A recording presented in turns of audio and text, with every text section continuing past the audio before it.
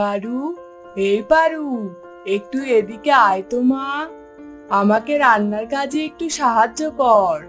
আমি একা একা সেই কখন থেকে রান্না করে যাচ্ছি। না মা, আমি রান্নাঘরে যেতে পারবো না। রান্নাঘরে প্রচুর তাপ আর কালি। রান্নাঘরে গেলে আমার ত্বকের উজ্জ্বলতা নষ্ট হয়ে যাবে। আমি ওসব রান্না বান্না একদম করতে পারবো না মা। এই মেয়েটাকে নিয়ে আমি আর পারি না। সারাক্ষণ শুধু সাজবাজ নিয়ে ব্যস্ত, একটু কোনো কাজে আমায় সাহায্য করে না। এই পারু, এই এদিকে আয় মা। মা, তোমাকে না বলেছি আমাকে পারু বলে একদম ডাকবে না। আমার দাদিমা আমাকে কত সুন্দর একটা নাম দিয়েছে, আর তুমি সারাক্ষণ শুধু পারু পারু বলে ডাকো। আমি তো তোকে আদর করে ডাকি মা, এতে রাগ করার কি আছে? তোমার আদরের এই নামে ডাকা শুনে বাকি সবাই আমাকে এই নামে ডাকা শুরু করেছে মা। পাগলি মেয়ে আমার, যারা তোকে এই নামে ডাকে তারা তোকে অনেক ভালোবাসে। আর পারু নামে ডাকলে কি ক্ষতি হয় রে মা? কত ভালো শোনা যায় নামটা। মা, তুমি থামো তো। আমার এরকম নাম একদম ভালো লাগে না। তুমি আমাকে এই নামে আর ডাকবে না, ব্যাস। আমি চললাম, তুমি থাকো। এই রান্নাঘরে আমার দম বন্ধ হয়ে আসছে।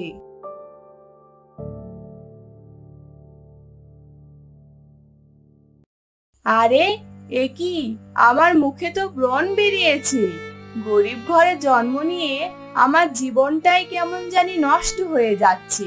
ধুর, ভালো লাগে না যত সব। পারুল মা, পারুল মা, বাইরে আয়, খেয়ে নিবি আয়। তোর মা কখন থেকে খাবার বেড়ে বসে আছে। খাবার ঠান্ডা হয়ে গেল কিন্তু, একদম ভালো লাগবে না। আমি খাবো না বাবা, তুমি খাও। আমার একদম ভালো লাগছে না। আমাকে বিরক্ত করো না তো। তুই না খেলে কিন্তু আমরাও খাবো না কেউ। বাইরে আয় মা, বাইরে আয়। আমার অনেক ক্ষুধা লেগেছে। সারাদিন কাজ করে আমি অনেক ক্লান্ত। আমি তোমাকে কতবার বলেছি বাজার থেকে আমাকে ক্রিম এনে দেবে। দেখো, আমার মুখে কত ব্রণ বের হয়েছে। আমার কোনো কথাই তো তোমার কানে যায় না। তোমরা কেউ আমায় ভালোবাসো না। এমন করে বলতে নেই মা। দেখিস না, আমার মুখেতেও কত রকম ফোঁটা বের হয়, আবার এটাও ঠিক হয়ে যায়। তুমি আর আমি কি এক? তুমি কালকে বাজারে গিয়ে ক্রিম এনে দেবে, নইলে কিন্তু আমি ভাত খাবো না। আচ্ছা, ঠিক আছে। এখন চল দেখি ভাত খেয়ে আসি, অনেক খিদা পেয়েছে তো। এসব কি ঘাস পাতা রান্না করেছো মা? বাড়িতে কি মাছ নেই? ঘাস পাতা মানে? দেখ কি সুন্দর কচু শাক রান্না করেছি। খেয়ে দেখ, অনেক ভালো লাগবে। আর কচু শাক তো তুই খুব পছন্দ করতি। ভালো হয়েছে তাহলে। এই ঘাস পাতা তুমি খাও। আমি এসব খেতে পারবো না। আমি চললাম। না মা, তুই যাস নে। এই যে গিন্নি, তুমি যাও তো, মেয়ের জন্য একটা ডিম ভাজি করে নিয়ে এসো।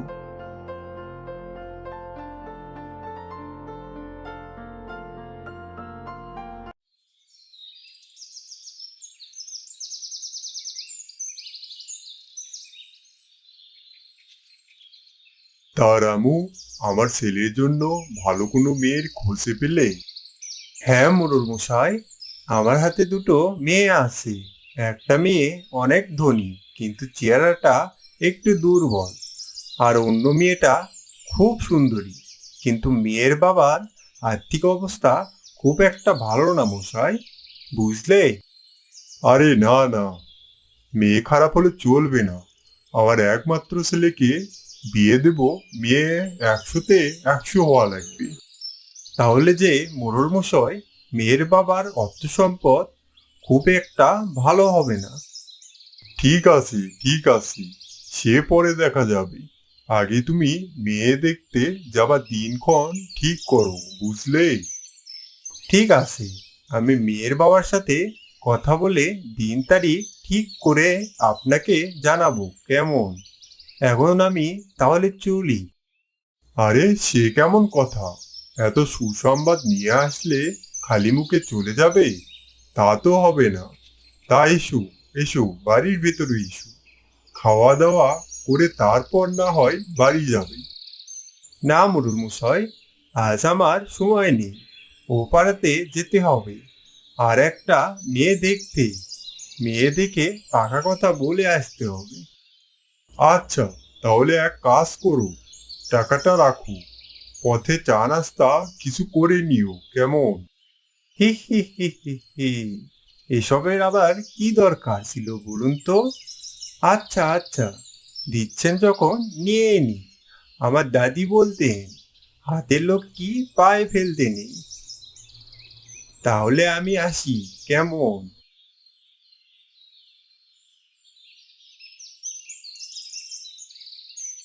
বাহ, মেয়ে তো দেখতে খুব সুন্দরী। রূপে গুণে কোথাও কমতি নেই। কি বলো জয়ের বাবা? হ্যাঁ, তা তুমি একদম ঠিক বলেছো। তা কি রে জয়, তোর মতামত কি? আমি আর কি বলবো, তোমরা যা বলবে সেটাই হবে। তাহলে চলো দীপালি, আমাদের ছেলের মেয়ে একদম পছন্দ হয়নি, আমরা উঠি। না না বাবা, আমার মেয়ে পছন্দ হয়েছে, অনেক পছন্দ হয়েছে। হ্যাঁ হ্যাঁ, দেখো তোমার ছেলের কাণ্ড দেখো। তাহলে আর কি, মুরব্বীরা বলে শুভ কাজে দেরি করতে নেই। তার আগে দেনা পাওনার হিসাবগুলো করে নাও। দেনা পাওনা আবার কি, আমাদের কোনো কিছুর কমতি নেই।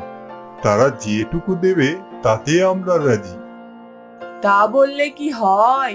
সমাজে আমাদের তো একটা মর্যাদা আছে। লোকে যদি বলে মেয়ের বাড়ি থেকে কি দিল, তখন আমরা কি বলবো? তার থেকে ভালো সব কথা এখনই মিটিয়ে নাও। হ্যাঁ হ্যাঁ, বলুন না, আপনাদের কি দাবি আছে? আমরা আমাদের সাধ্যমতো চেষ্টা করব। তার জন্য আমরা সবকিছু উজাড় করে দেব। না, আমাদের তেমন কিছু চাই না। শুধু মেয়ের ব্যবহারের জন্য যা যা লাগে, নগদ 5 লক্ষ টাকা, আর ছেলের জন্য একটা গাড়ি। আচ্ছা, ঠিক আছে, আপনাদের বলা সব জিনিস আমরা দিয়ে দিব। আপনারা বিয়ের দিন তারিখ ঠিক করুন।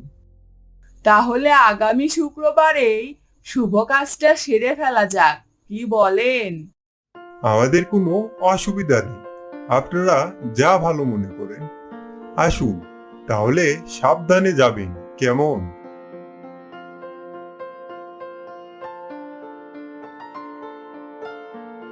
তুমি যে হুট করে ওদেরকে কথা দিয়ে দিলে, তা অতগুলো টাকা তুমি কোথায় পাবে?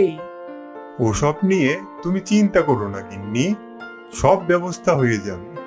আমাদের যা জায়গা জমি আছে সব বিক্রি করে মেয়েটাকে বিয়ে দিতে পারলেই আমার সব চিন্তা শেষ হয়ে যাবে। আমার মেয়েকে নিয়ে আমার খুব চিন্তা, বুঝলে? বড়লোক বাড়িতে বিয়ে দিতে পারলেই আমার সেই চিন্তা দূর হয়ে যাবে।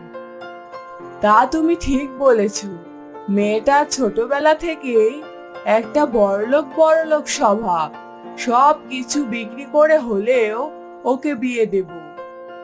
অনেক রাত হয়েছে, ঘুমাবো, চলো। আমাদের বাড়িটাও ভাবছি বন্ধক রেখে দিব। দেখো, তোমার যেটা ভালো মনে হয়। আমরা আর কদিন, মেয়েটাকে একটা ভালো ঘরে বিয়ে দিতে পারলেই আমাদের সব দুঃখ দূর হয়ে যাবে। কি ব্যাপার দাদা, আপনারা তো আমাকে 5 লক্ষ টাকা দেওয়ার কথা ছিল, কিন্তু এখন আমাকে 2 লক্ষ টাকা দিচ্ছেন কেন? কি করব বলুন তো? আপনার জমিতে যে পুকুরটা আছে সেটা ভরাট করতেই আমার অনেক টাকা লেগে যাবে। তাই আমি আপনাকে 2 লাখের বেশি টাকা দিতে পারবো না। এখন যদি জমি বিক্রি করেন তাহলে ঠিক আছে, না হলে আমার টাকা আমায় ফেরত দিন, আমি চলে যাব। আচ্ছা দাদা, আপনি আমাকে আরো 2 লক্ষ টাকা দিন, আর ওই জমির পাশের জমিটাও নিয়ে নিন, ওখানে খুব ভালো ফসল ফলে। আচ্ছা ঠিক আছে, এই নিন বাকি টাকা।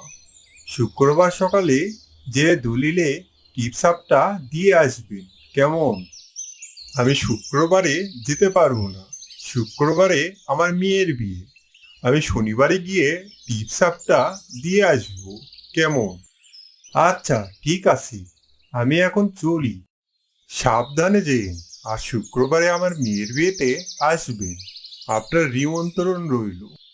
আচ্ছা, তাহলে ভালোই হলো, বিয়ের নিমন্ত্রণে এসে টিপসাপটাও নিয়ে যাব, কেমন? আচ্ছা দাদা, ঠিক আছে।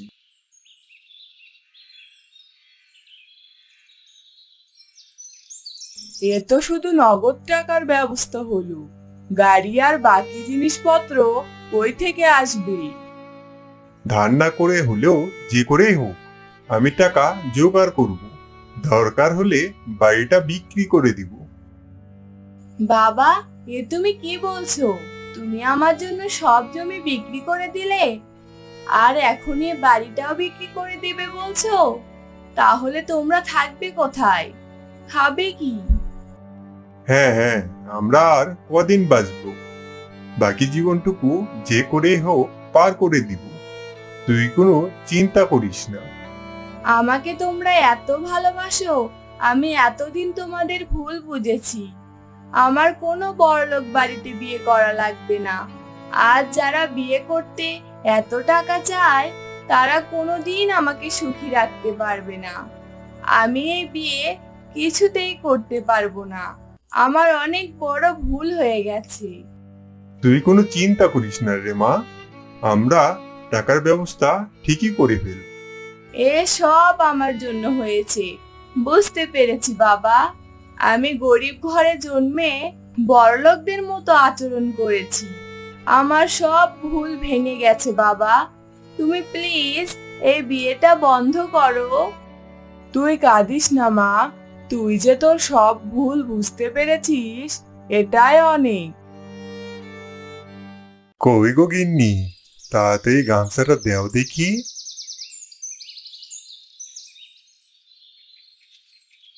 এই নাও। তাই এই সাত সকালে কোথায় চললে তুমি? গ্রামের মধ্যে যাই একটু, সামনে আসছে চৈত্র মাস, কোথাও কোনো পানি পাওয়া যাবে না, জমি সেচের ব্যবস্থা আগেই করে রাখতে হবে, সেই জন্য সকলের সাথে কথা বলতে হবে। ঠিক আছে, যাও, তাড়াতাড়ি ফিরে এসো। আমি ততক্ষণে রান্নার কাজ শেষ করি। তা তোমার নবাব ছেলে কি ঘুম থেকে উঠেছে? না, তার ঘুম কি আর এত সকাল সকাল ভাঙবে? হ্যাঁ, তুমি ছেলেটাকে লাই দিয়ে মাথায় তুলেছো। আমার 5টা না 10টা না, একটা মাত্র ছেলে। ওকে লাই দেব না তো কাকে লাই দেব শুনি? দাও দাও, যত ইচ্ছা তত লাই দাও, যখন দেখবে বেশি বেহারা হয়ে গেছে সেই দিন আবার আমাকে কিছু বলতে এসো না কিন্তু। ঠিক আছে, আমার একা ছেলে তো, একাই দেখবো। এই তো শুরু করে দিলে, এই সকাল সকাল এটা শুরু না করলে বোধহয় হতো না। আমি জানি এখন তুমি কেন্দ্রে এক সাগর পানি ঝরাবে, আমারও সব দেখবার সময় নেই, আমি চললুম। সফি গ্রামের মধ্যে যাওয়ার জন্য বেরিয়ে পড়ে। চন্দ্রা তার কাজে চলে যায়।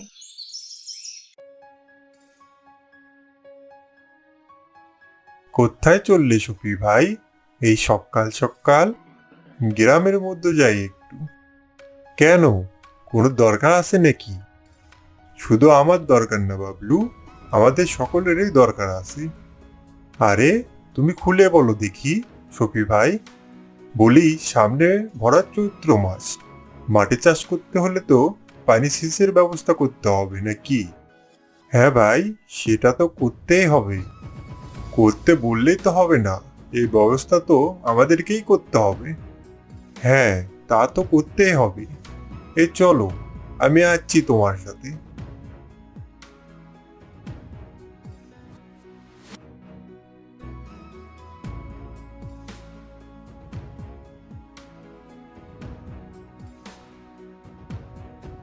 তাহলে এখন আমাদের কি কাজ করতে হবে সুপি ভাই? আমাদের সকলের কোদাল নিয়ে গিয়ে মাঠের পাশে কোনাটা ভালো করে কেটে গভীর করতে হবে, যাতে করে একটু বৃষ্টি হলে পানি ওখানে থেকে যায়। ঠিক আছে ভাই, চলো এখন বাড়িতে যাওয়া যাক। হ্যাঁ হ্যাঁ চলো, তোমার ভাবি আবার রান্না করে বসে আছে। তাড়াতাড়ি গিয়ে দুটো মুখে দিয়ে আমি একবার বরং মাঠ থেকে ঘুরে আসবো। তাই করো, বেশ। ও বেলায় আমরা সকালে গিয়ে কোনাটা কেটে আসবো তাহলে। সফি আর বাবলু যে যার বাড়িতে চলে আসে।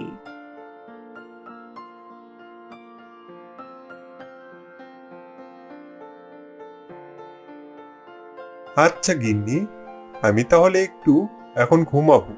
ও বেলায় মাঠে যেতে হবে। বেলা গড়ালে আমাকে একটু ডেকে দিও, কেমন? আচ্ছা, তুমি ঘুমাও গিয়ে।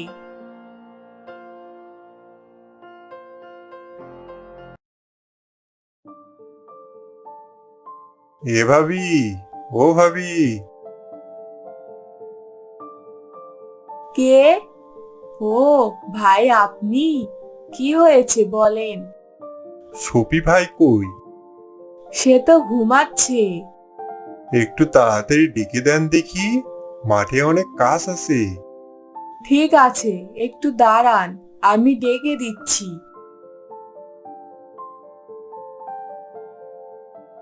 কই গো, ওঠো, সবাই তোমার জন্য দাঁড়িয়ে আছে যে। সবাই এসেছে নাকি? হ্যাঁ গো, বাবলু ভাই সবাইকে নিয়ে এসেছে। সবার কাঁধে দেখলাম কোদাল। হ্যাঁ গো, তাড়াতাড়ি আমার কোদালটা দেও দেখি। ওরে চল চল সবাই। হ্যাঁ হ্যাঁ ভাই, চলো।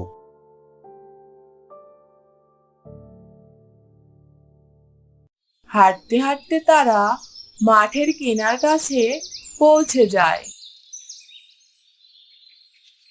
দেখতে দেখতে তারা তাদের কাজ শেষ করে ফেলে।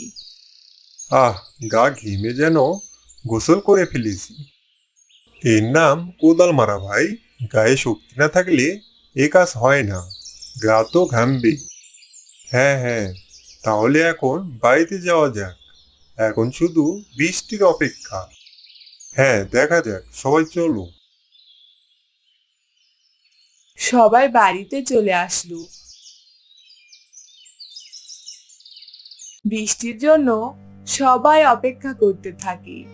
কবে যে একটু বৃষ্টি হবে। মাঠের মাটি ফেটে চৌচির হয়ে গেছে। কোথাও কোনো পানি নেই। কোনো জমিতে চাষ দেওয়ার মতো পরিবেশ নেই। সব কৃষকের অবস্থা খুব খারাপ। অনেকের ঘরে খাবার শেষ হতে চলেছে। গ্রামের সবাই খুব হতাশ হয়ে পড়েছে। একদিন সবাই মিলে সফির বাড়ির সামনে আসে। বলো সফি ভাই, এই বিপদে আমাদের কি করবার আছে? বিপদে সবসময় সবুর করতে হয়। বিধাতা বোধহয় আমাদের পরীক্ষা নিচ্ছে। এভাবে চলতে থাকলে তো সবাই না খেয়ে মারা যাব। তোমাদের কারোর কোনো চিন্তা নেই। যতদিন না কেউ চাষ করতে পারো, ততদিন যার যার খাবার শেষ হয়ে যাবে আমার বাড়িতে এসে চাল ডাল যা লাগে নিয়ে যাবে। কিন্তু এভাবে কতদিন চলবে ভাই? যতদিন না আমরা নতুন করে চাষ করতে পারি। গ্রামের লোকজন সবাই সফির কথায় খুশি হয়ে বাড়ি ফিরে যায়।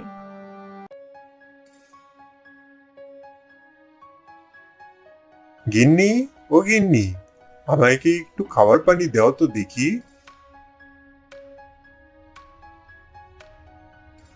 এই নাও। তা তুমি যে বললে সবাই আমাদের থেকে খাবার নিয়ে যাবে, তাহলে তো আমাদের সব খাবার শেষ হয়ে যাবে গো। কিছুই শেষ হবে না গিন্নি। চাষ করলে তো আবার ফসলে ঘর ভরে যাবে।